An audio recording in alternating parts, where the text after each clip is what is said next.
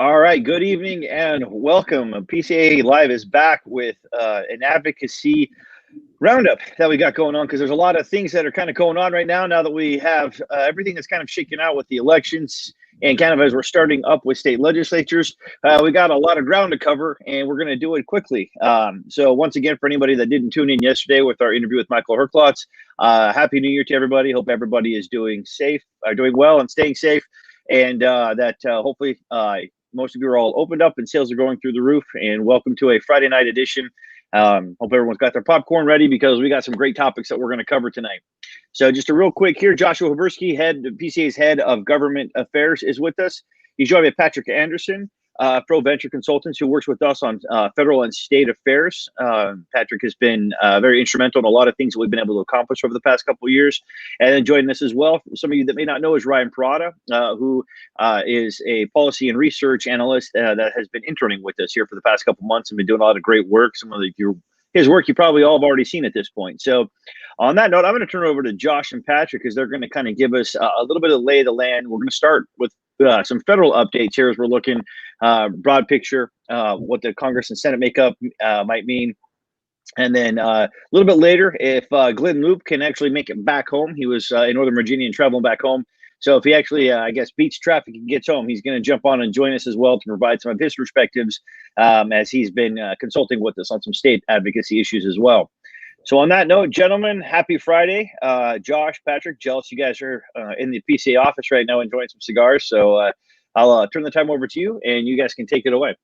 Well, thanks, Scott, and thanks everybody for joining us. I think it's appropriate that in the beginning of the year we talk a little bit about the strategies that we're working on.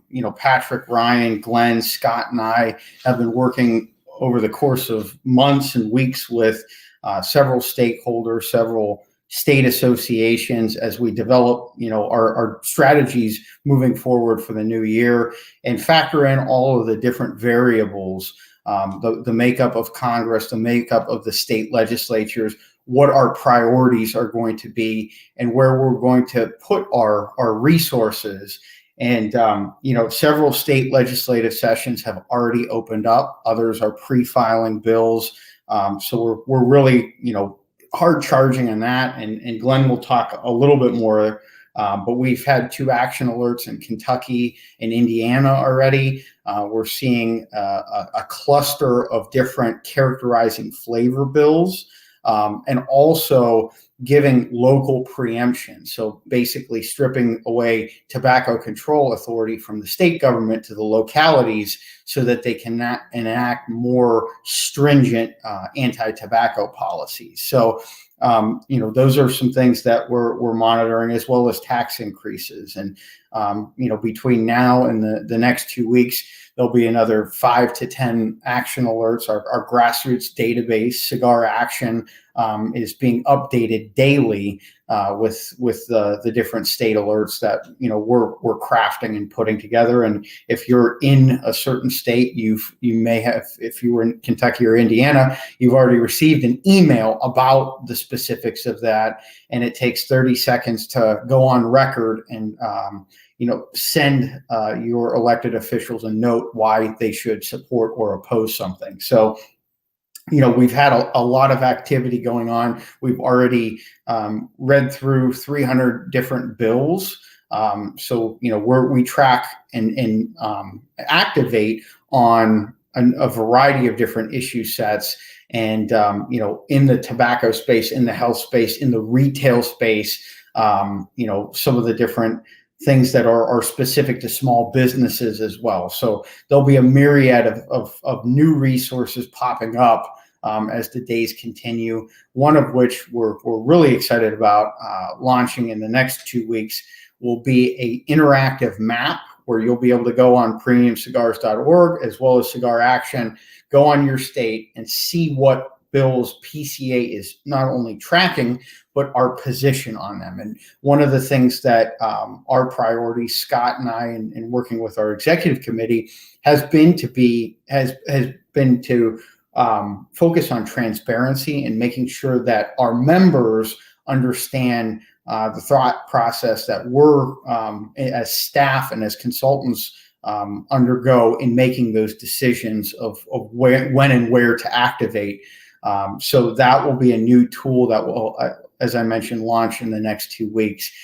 So you'll be able to see all those bills in your state as well as the federal legislation.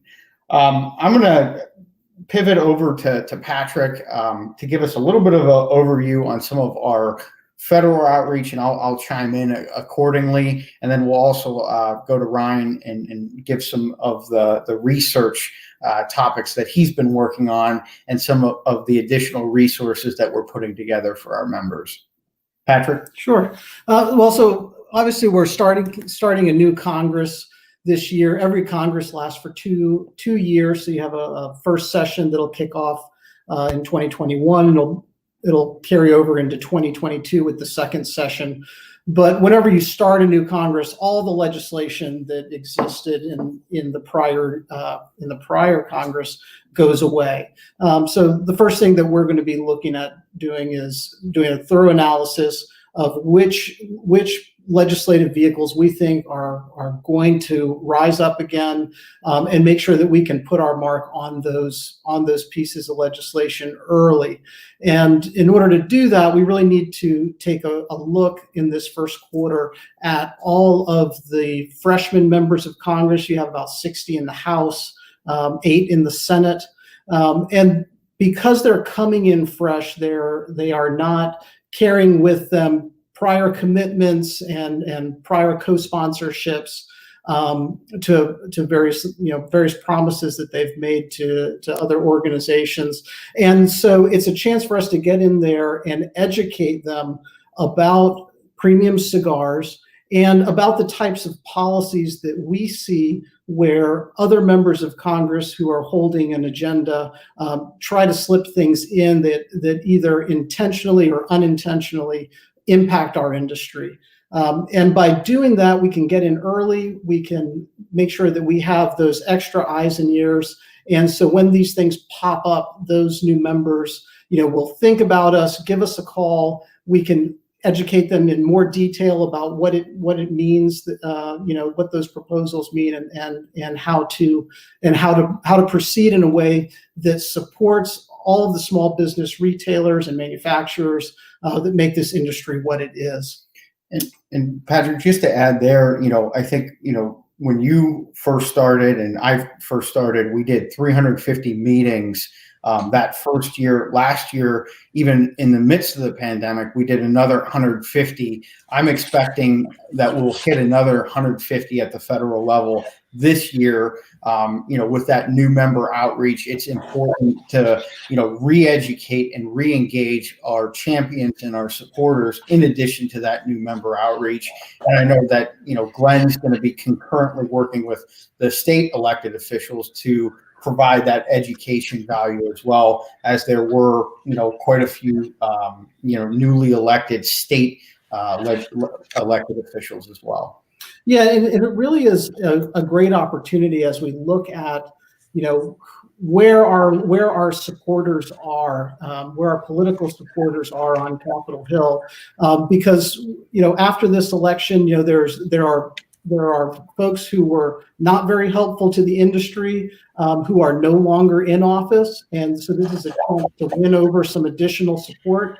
And we're looking particularly in those areas where we can sort of elevate where PCA's political footprint is.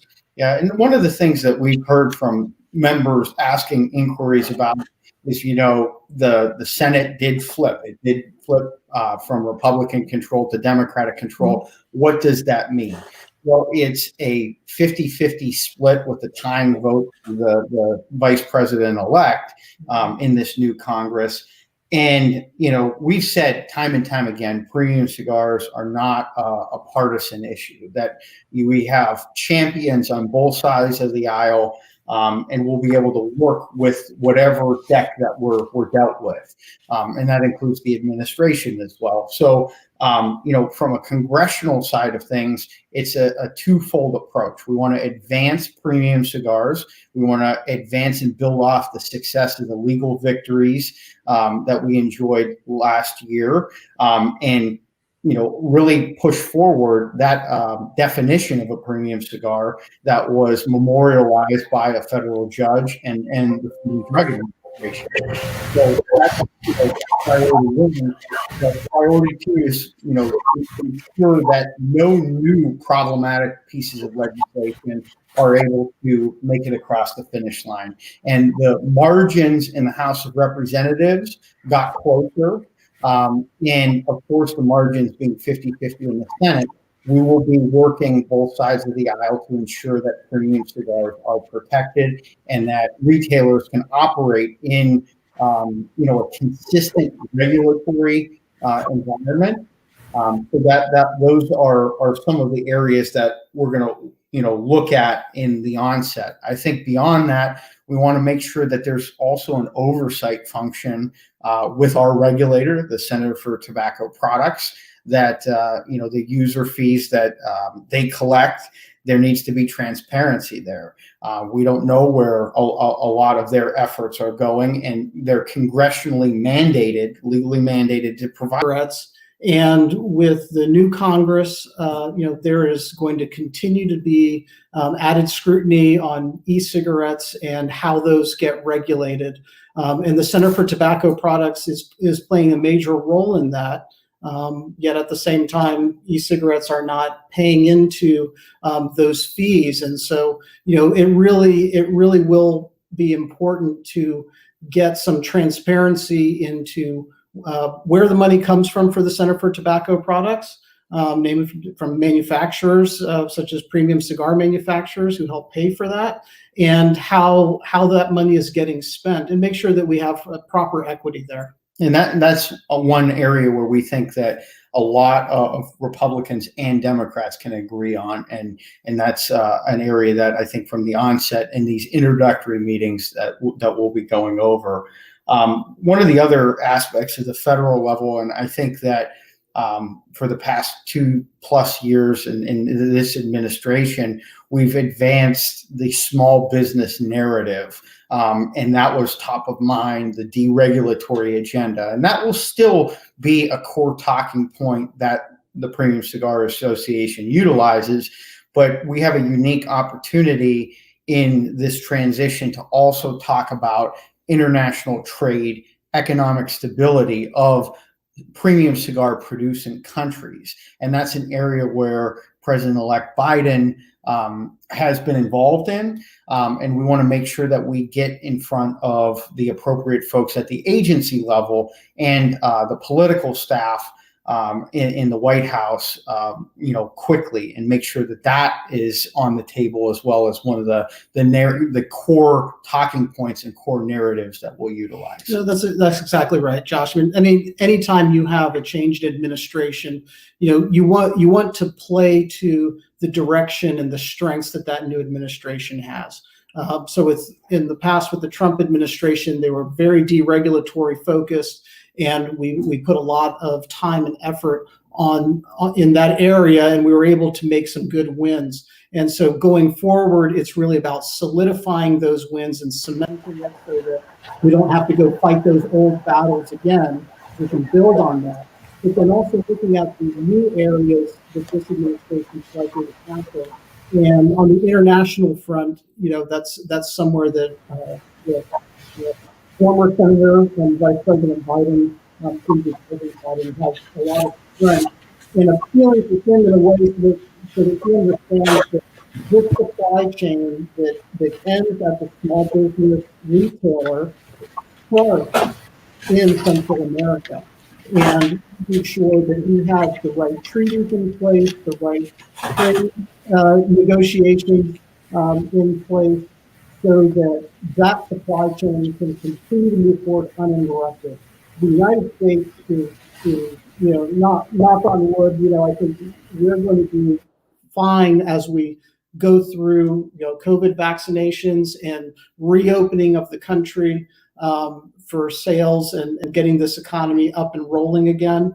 But some of our neighbors to the south are going to need some assistance, and we want to make sure that your shops don't end up with a supply gap because of what's happening in Central and South America. And I think to that effect, Glenn and I have been working in the past few days and talking with different representatives of embassies and other countries that are involved in the premium cigar production countries, so to speak. And I think that's important in advancing the trade narrative, the economic stability arguments, building coalitions with those folks to really advance that narrative going forward. And we've been talking, and it's something that we want to bring to fruition, whether it's done virtually or in person, is to be determined. But we want to organize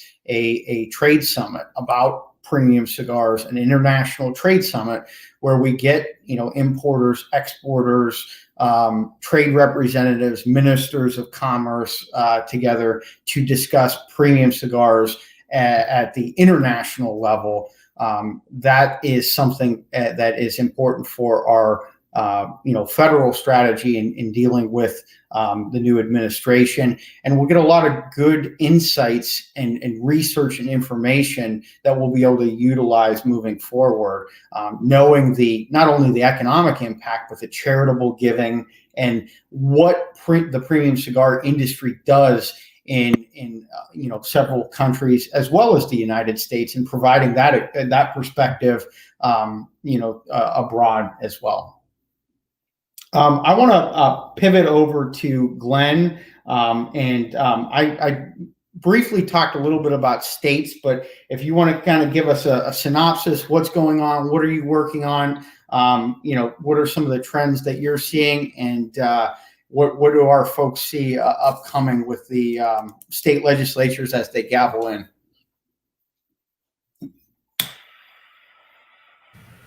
Thanks, Josh. Can everybody hear me? Yes, sir. And I'm sorry I was late. 3-hour drive, like a 3-hour tour.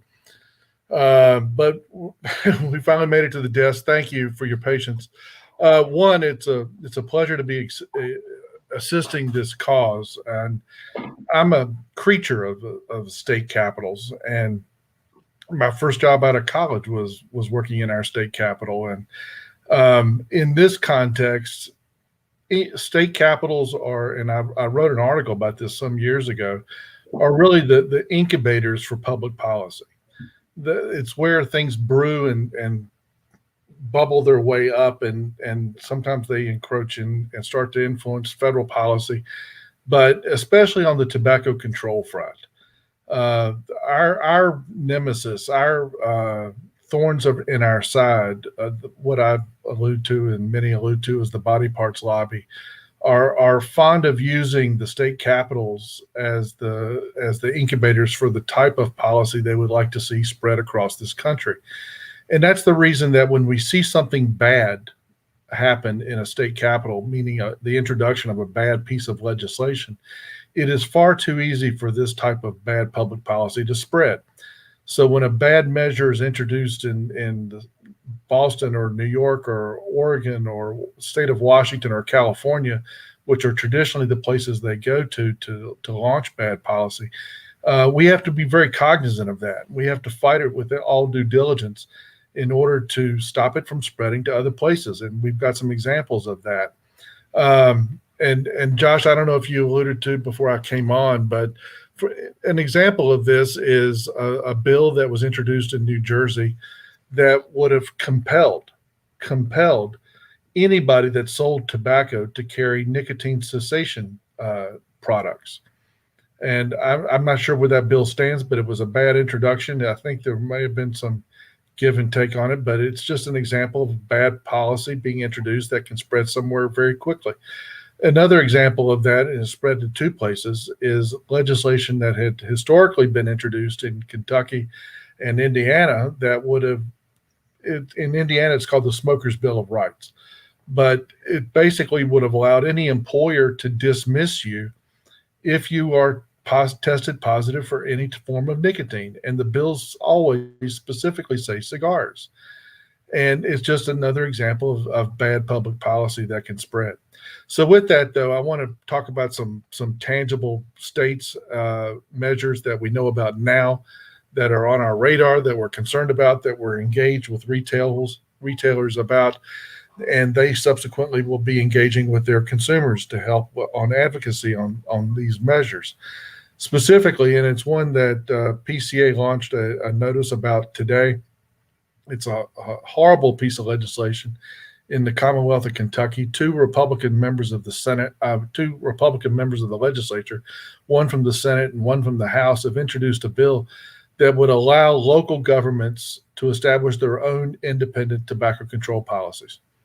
The last thing Kentucky or any state needs is a bill that would allow for the patchwork, the creation of a quilt, if you will, of regulations that could change literally from county to county, city to city. It would breed confusion with the consumer, confusion with the retailer, compliance issues with retailers, much less how it just would activate. You could have one county with an ultra strict and severe set of regulations, and another county with virtually none, and a consumer not know what they're subject to when they're traveling from jurisdiction to jurisdiction. This has been attempted in other places, and frankly, it doesn't work well in a place like Texas, even though it's allowed, or rather prevented the proliferation of a lot of smoking bans in a place like Texas. But you never know which way the political winds are going to blow on a piece of legislation like that. So we launched a notice to the Kentucky retail community. We'll be in touch with my friend J. Paul Tucker and Jim Clark, who both have stores in Kentucky, along with the others. It's imperative that Frankfurt kill this piece of legislation. And it's also concerning to me. I noticed in a press account this morning about the legislation is that, and we've talked about this before, and Patrick, I think you brought it up, Ryan, you brought it up, is the bloody Chamber of Commerce has endorsed it.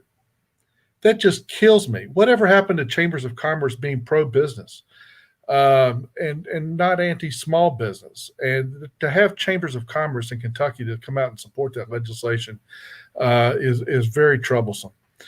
With that, I'll move along from my soapbox about Kentucky.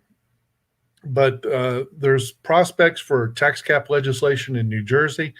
Our friend Gary Colsair is up there working diligently in Trenton on this legislation. There's a couple of different bills floating around on that. It's something that Gary and the retailers of New Jersey have been working on for quite some time, and they've got now some legislative champions for that measure, and that's a very positive occurrence as well, and in and of itself.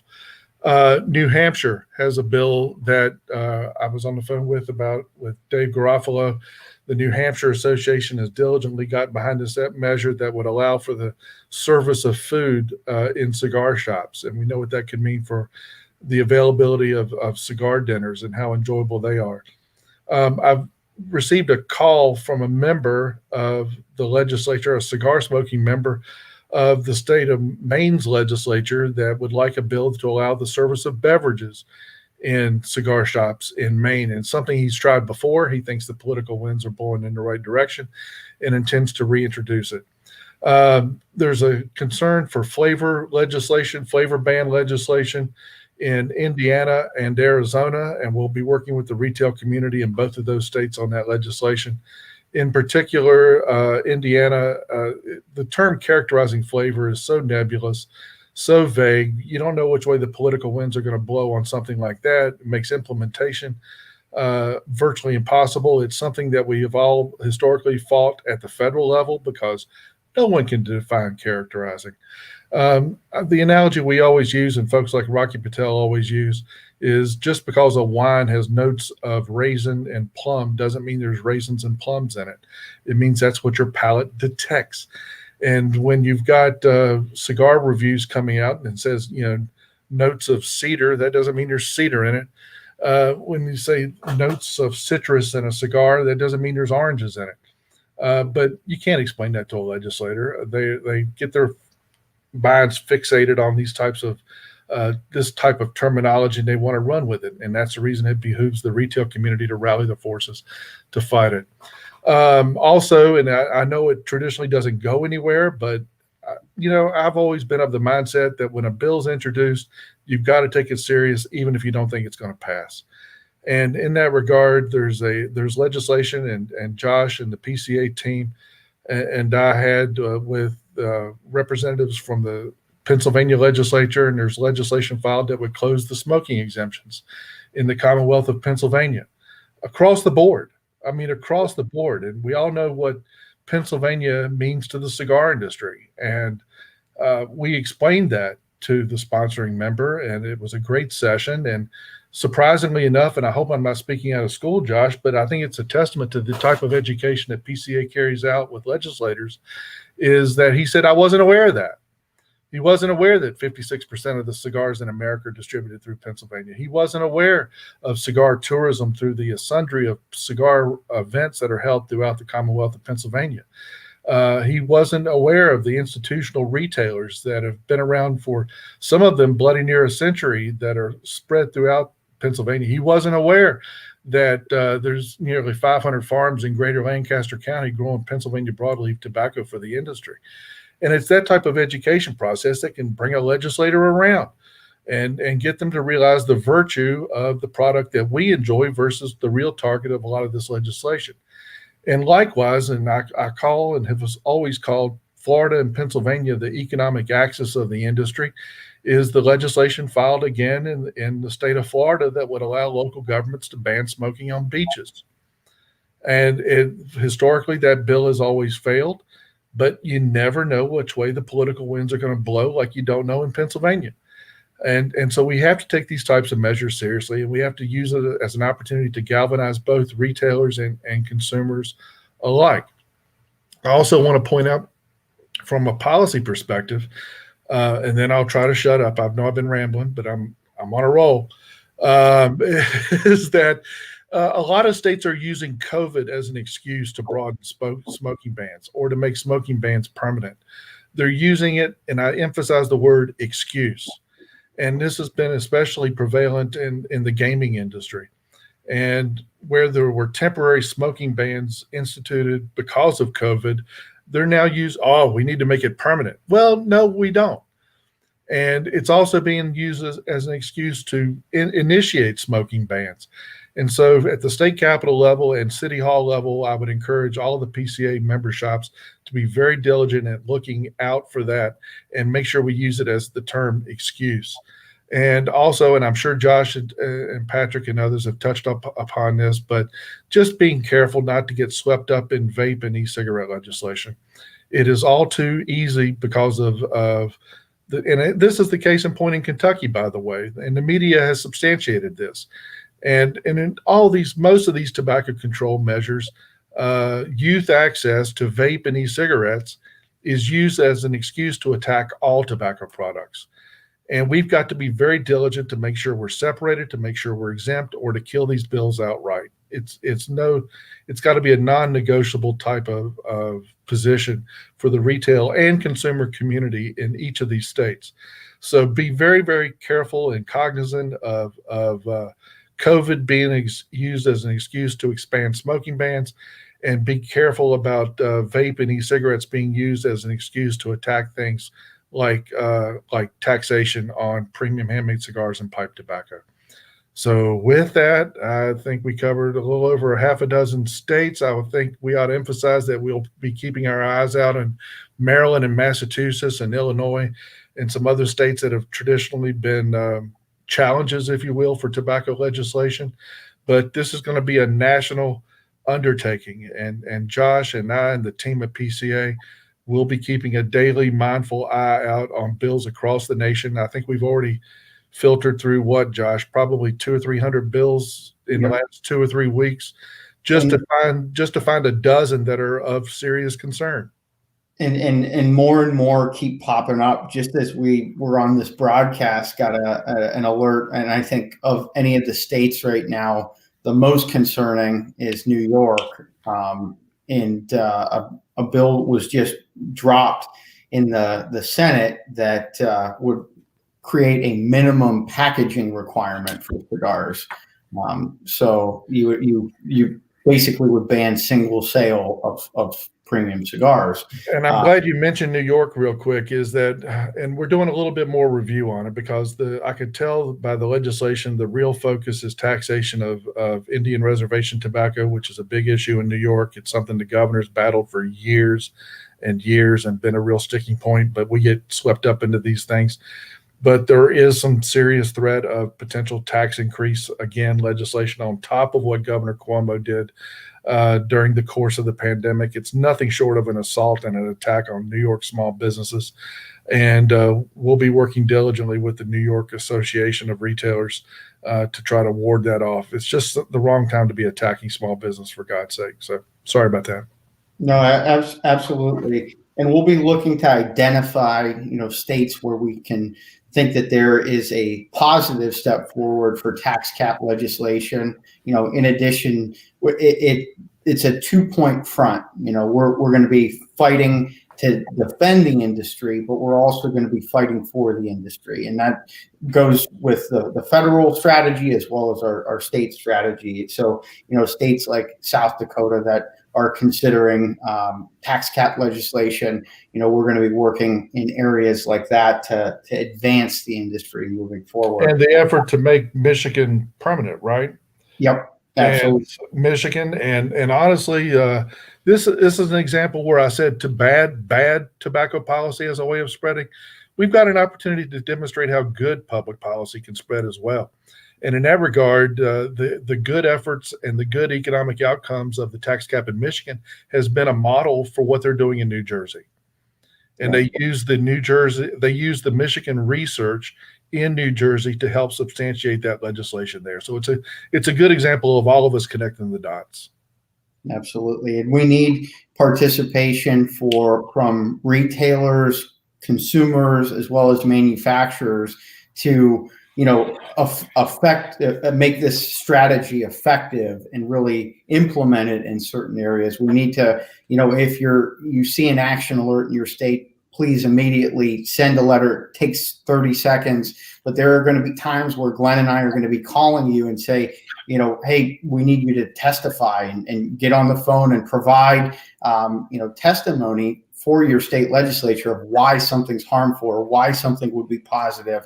And we're working to, develop better research mechanisms and, new studies. And I'm going to go over to Ryan, but before this, I want to close the loop a little bit with Scott on some of the state association work and the partnerships that we've been working on in the past months. Yeah, thank you. I just to underscore a lot of what Glenn was talking about, and sorry if my video lags, hopefully my audio doesn't, but this coordination is going to be key for us. We have recognized for quite some time we need to have a stronger organizational and coordinated effort amongst all of the different retailers that are out there in the different states. And to Glenn's point, the more we understand what's going on in different states, what's working, what's coming down, obviously, look, these legislatures, they network, they understand what's going on in different states. They're all going to try similar types of things. So we need to be vigilant in doing the same thing. And so that's why we've started off with these regional state advocacy training programs. And we're working hard to come up with some standardized formulas for signing up these state affiliate agreements about what the National Association will come in and partner with the state association to do. And then coming up with some standardized things like some bylaws and that kind of stuff. And just dotting some I's and crossing some T's with the lawyers to make sure that everything is all copacetic in that regard. Should have all of this wrapped up in a very short order after hitting a couple of bumps at the end of the year. But we should be reaching out in very short order for all of the states that have been in contact with us to start rolling this forward, getting some examples of these association agreements completed, and then that way used in as templates for other states to kind of follow and jump in as well. So we're looking forward to that because, like I said, I can't stress enough how important it is for us to be organized, orchestrated, and coordinated all together in order for us to combat these tides of things that are coming at us. But more importantly, to also be coordinated so that we can start enacting positive legislation that positively impacts all of you all. Like Josh talked about earlier, more stable environments to operate your businesses, more favorable tax policy based on logic and good numbers that we have, all of that is possible, and that's what we're setting up to do. So I just wanted to give a very brief update in terms of where that's at. Had a couple of people reach out asking about that, so I just wanted to make sure that that was out there. So thanks, Scott. And one of the things that Glenn and I will be working on, we're launching a new podcast in 2 weeks. And, for this, we wanted to make it a formal video event, kind of lay everything out that we're working on. And we've been, making preparations and have had countless meetings and phone calls and things that have already been in development over the course of many months. And, with the holidays and that, I think some of the broadcasts that we've traditionally done took a bit of a pause. So we're definitely going to continue to do that. We'll have, we'll fit in the PCA live schedule when appropriate. But Glenn and I will be doing a new podcast called The Smoke-Filled Room, which will be every 2 weeks. And the thought process there is, every 2 weeks, there's going to be enough information that we're working on and updates that we want to provide a quick resource for you to recap that you can listen to on your drive into work or, wherever you may be going in a quick summary format. So that's something new that we'll be kicking off in 2 weeks, and we're really excited about that. And we'll, have guests occasionally of folks that are, working from the advocacy perspective as staff and consultants, but also some of the stakeholders and retailers and manufacturers and consumers that are going above and beyond in the advocacy efforts. It takes an army, it takes a team in order to be effective. And I would say that, information is a critical thing that we are working to fortify and make sure that we can present it and communicate effectively to lawmakers, but also communicate effectively to all of you so that you can carry this message forward. We really tee up legislation and, go through a lot of the stuff, but any time that you're going to get something across the finish line, whether it's on the legislative side or the regulatory side, it takes all of our stakeholders having an impact on that. I'll talk a little bit about some other new resources we're working on, but I want to pivot over to Ryan. Ryan has been working with us for 2 or 3 months now, and we've had some intensive research projects that you've been assigned.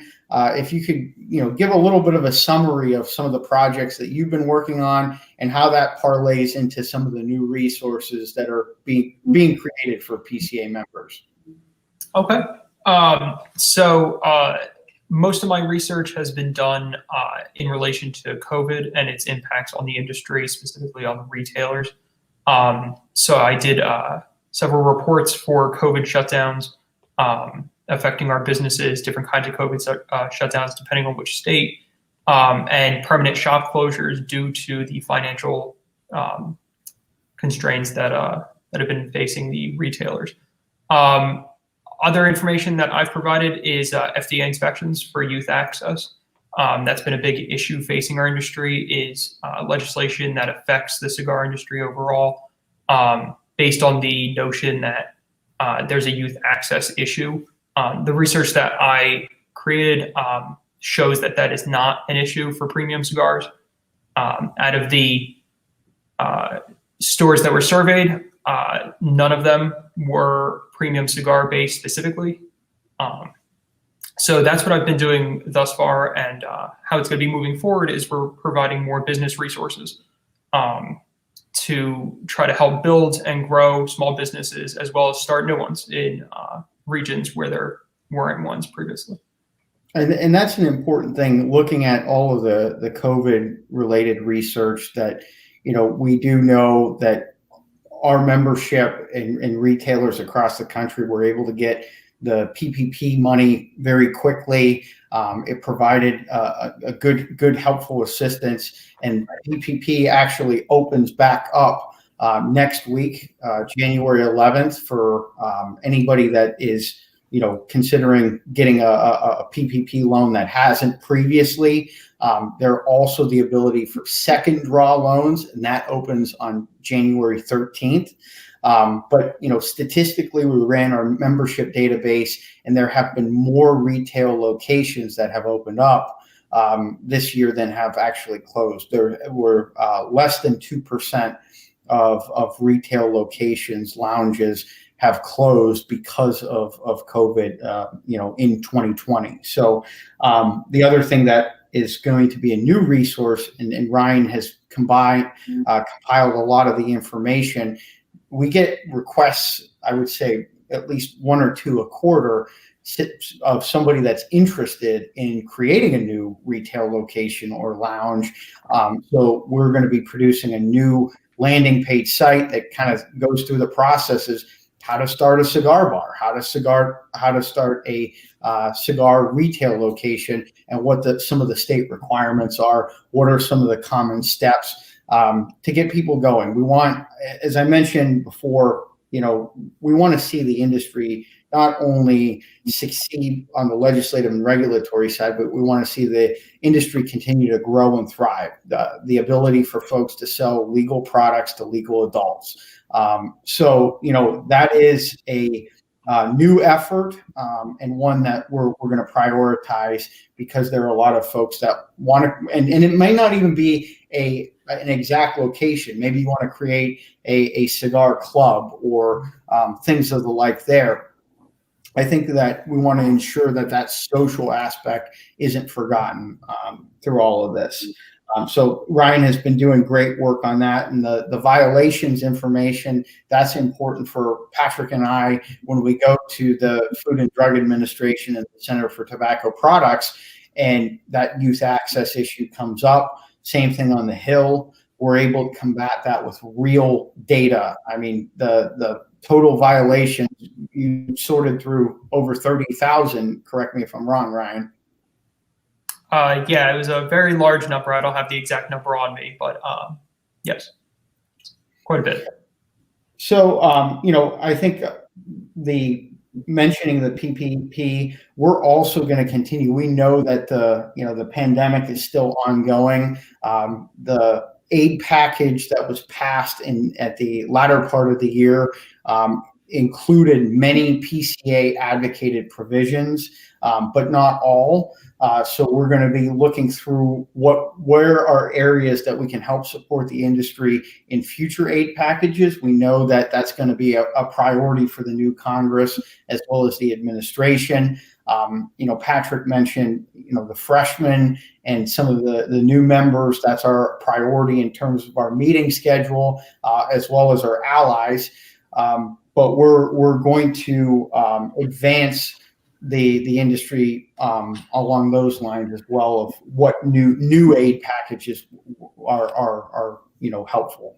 Yeah, what ultimately ended up getting passed in December was really sort of a partial package from the whole entire suite of tools that Congress was looking at providing, and certainly with the incoming administration and with the new Congress, they are already taking up all of the tools that were not included in the December legislation. They are already looking at how to package those and pass the next round of COVID relief. So we'll continue to look at how we can insert provisions in there that help to bolster cigar retailers and manufacturers and keep our businesses up and running. Absolutely. And I think with, one of the other things that I would say to everybody is, moving forward, if you want to have any of our staff or our consultants provide an update to, your staff, to a select group of consumers, know that, we as staff are here as a resource for all of you. If you have questions, I think some of the best conversations and the best action items come from one-on-one conversations with retailers. This past year, Scott and I visited over 50 retail locations.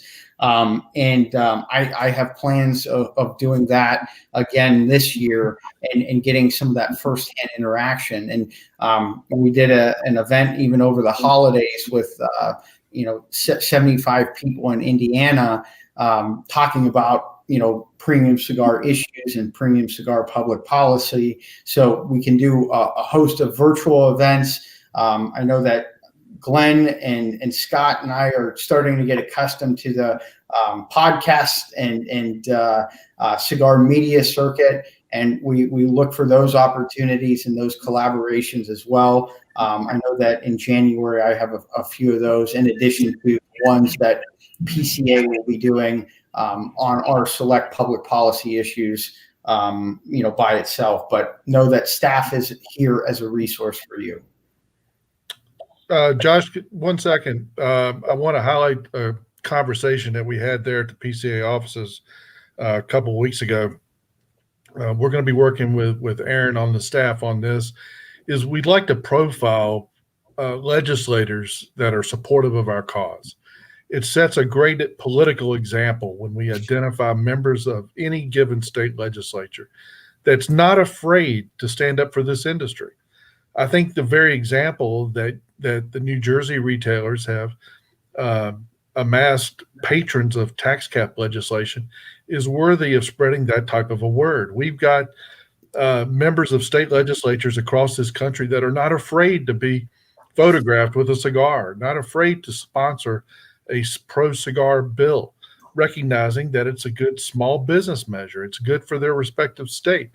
And so we're going to start profiling individuals like that across the country. So if anybody watching this knows of friendly members of their respective state legislature, it may be a member that represents the district that a given shop is in, pass that information along to us so we can bring proper recognition to that. Yeah, in the PCA magazine, social media or website, blog posts. Again, we're here to also create content and create resources for all of you. So if there's something that you think would be helpful in your own, advocacy issues, especially at the state level, please reach out to us. We're here, and I've talked with 3 state groups this week alone. We're here to be a resource and not get in the way, not obstruct any of the efforts that all of you are doing. We want to work on the same team and provide, quality information. So please don't be shy about reaching out to any of us, personally, about getting the information that you need to be better advocates. One more quick footnote, Josh. If y'all put in the plug for cigaraction.org, is make sure that our retail partners are spreading that link. Encourage your consumer patrons to fill that out, to sign up for it, because that's going to allow PCA to build its national grassroots network with consumers.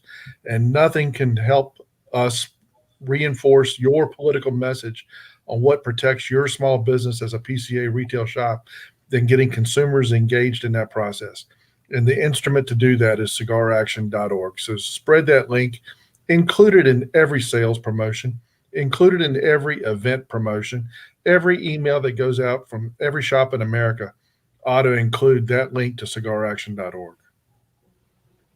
Absolutely. Yeah. And we're happy to, and Aaron just posted it in the comment section, Cigar Action. We'll be creating some resources if you do want to put it on your website or post it on social media. We'll have it'll be updated in our grassroots toolkit, which is a separate page on Cigar Action. So, well, thank you everybody for your time this evening.